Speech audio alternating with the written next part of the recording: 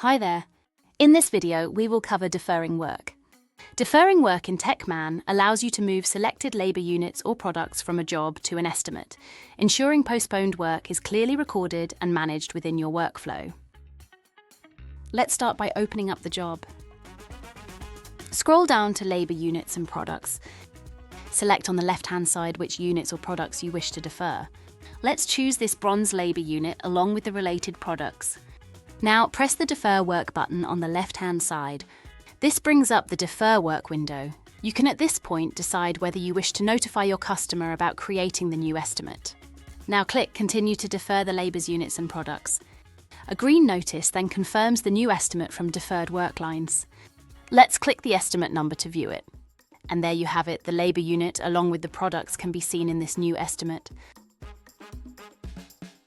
Thanks for watching! Be sure to use this easy method to defer work from jobs to estimates. If you found this helpful, do check out our other videos for more useful tips. For further assistance, feel free to visit our help centre to reach out to our support team. We're always here to help.